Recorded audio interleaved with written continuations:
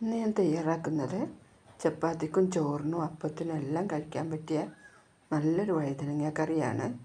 വളരെ പെട്ടെന്ന് തന്നെ ഇത് തയ്യാറാക്കി എടുക്കാം. ഇതെങ്ങനെ തയ്യാറാക്കുന്നത് നോക്കാം. ഇതിനായിട്ട് ഞാൻ 2 വഴുതനങ്ങ എടുത്തിട്ടുണ്ട്. ഇത് നല്ലപോലെ കഴുകി ഒന്ന് കഷ്ണങ്ങളാക്കി എടുത്തുകൊണ്ട് വരാം. കഷ്ണങ്ങളാക്കി എടുത്തതാണിത്. ഇത് ഞാൻ വെള്ളത്തിലേക്കാണ് അരിഞ്ഞിട്ടത്.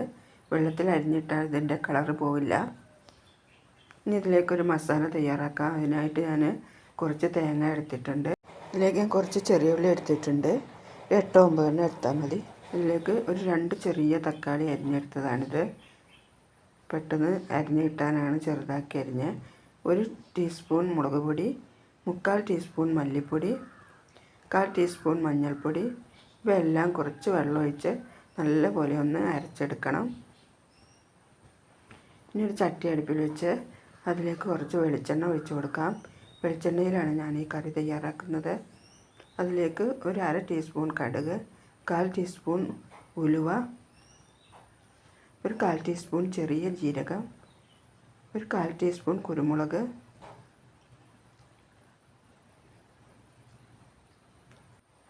ഇതിലേക്ക് കുറച്ച് കറിവേപ്പില ഇട്ട് കൊടുക്കാം.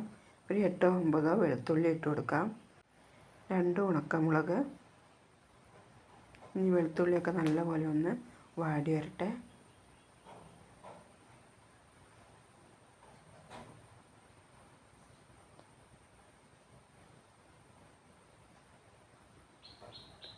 ഇത് വാടി വന്നിട്ടുണ്ട്. ഇനി ഇതിലേക്ക് എടുത്തു വെച്ചിട്ടുള്ള വഴുതന ചേർത്ത് കൊടുക്കാം.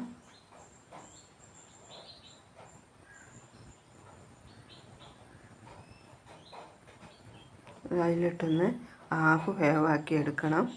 നല്ലപോലെ ഇളക്കി നല്ലപോലെ വാട്ടിയെടുത്താൽ ഇത് വെന്തളിഞ്ഞു പോവും.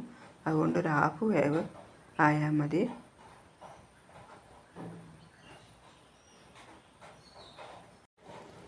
വഴുതനങ്ങയൊക്കെ വാടി വന്നിട്ടുണ്ട്. ഇനി ഇതിലേക്ക് ഒരു 1/2 ടീസ്പൂൺ കാശ്മീരി മുളക് പൊടി, 1/4 ടീസ്പൂൺ മഞ്ഞൾപ്പൊടി, ആവശ്യത്തിനുള്ള ഉപ്പും കൂടെ ചേർത്ത് ഇതിൻ്റെ പച്ചമണമൊക്കെ ഒന്ന് മാറി വരുന്നവരെ നല്ലപോലെ ഇളക്കി യോജിപ്പിച്ച് കൊടുക്കാം.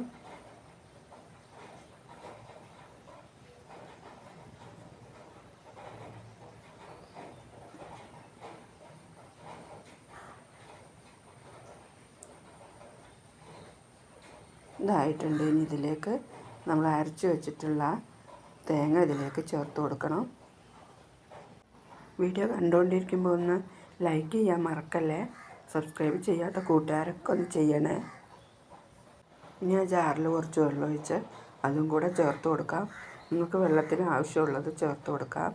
ഒരുപാട് വെള്ളമാക്കി ആക്കരുത്. ഇത് ഒരു കുറുകിയ കറിയായിട്ടാണ് നമ്മൾ തയ്യാറാക്കുന്നത്. അപ്പത്തിനും ചപ്പാത്തിക്കൊക്കെ കഴിക്കാനുള്ളതുകൊണ്ട് ഇതൊന്ന് തിളച്ച് വരുവോളം ഒന്ന് ഇളക്കി കൊടുക്കണേ. ഇതിലേക്ക് ഞാൻ കുറച്ച് പുളി വെള്ളത്തിലിട്ട് വെച്ചിട്ടുണ്ട്.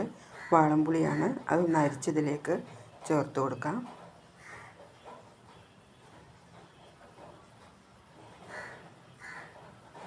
പുളിയൊക്കെ നിങ്ങളുടെ ആവശ്യത്തിന് നോക്കിയിട്ട് ചേർത്താൽ മതി.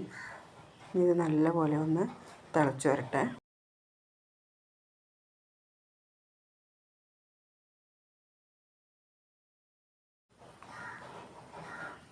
കറിയൊക്കെ നല്ലപോലെ തിളച്ച് വന്നിട്ടുണ്ട്.